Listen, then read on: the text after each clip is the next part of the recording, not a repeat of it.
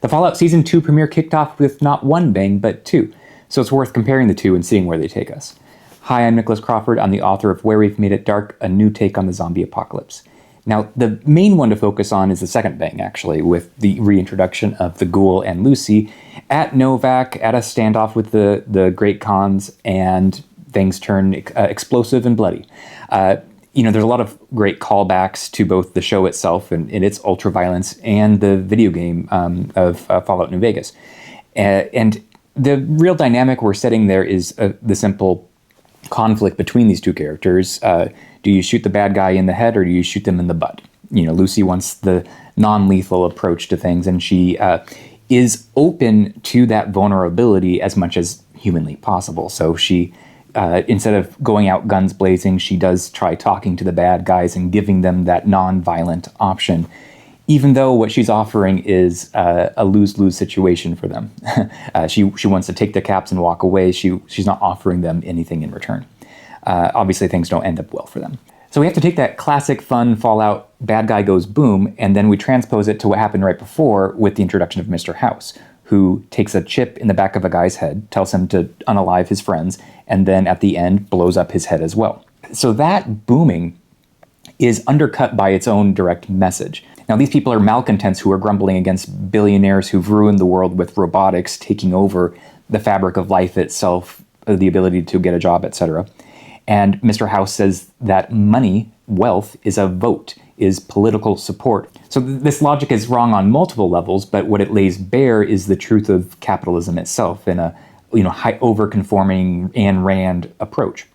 We're talking about meritocracy and this belief in the inherent goodness of money, where obviously that's not how one accumulates massive wealth at all. One does so by exploitation, by taking this advantage of the system. There is no way you can work your way into being the best of society, and that's represented through all the money you have.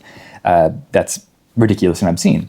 And this is directly undercut by what Mr. House does. He takes away, he says this is what you wanted to this person who plainly does not want the world to be this way. And then he takes away that person's will, makes them use violence to destroy their loved ones and themselves. So it's this logic of pure self-destruction that's laid bare and put on display in this introduction of the show. So the logic of this hyper-capitalist apocalyptic stance is to literally eradicate everyone, all competition whatsoever, and be the only ones left in the world itself. That if we're going to be a billionaire, trillionaire, we have to do so without any competition whatsoever. And so this Neuralink solution takes away willpower with literally and makes everyone you, a mirror image of you. So you talk through and operate the human as a puppet.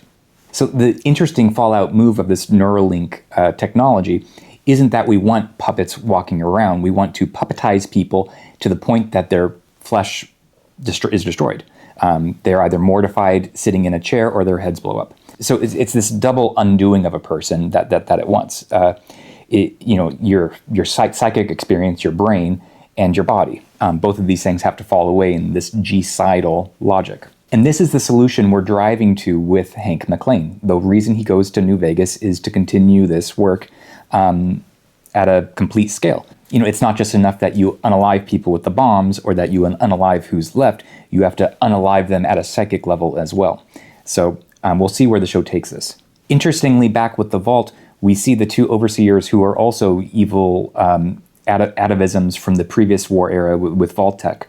They are in charge of their separate vaults like we left off with season 1, but they're both struggling. And so there's no dark machination that's put into place and, on the rails right now. They're both struggling just to get that going. So the undoing of the people in charge of the villains in this very small introductory way is nice to see. And we get a nice radical solution with Lucy's brother as well, who was left last season trapped in the vault with all of the sleeping Vault Tech employees.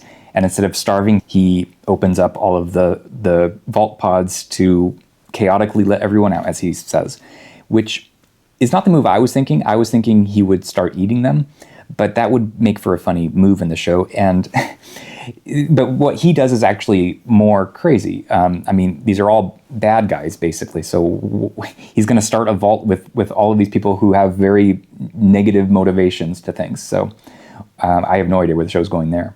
But it was a really fun start to the new season, so we'll see how many heads explode in the next episode.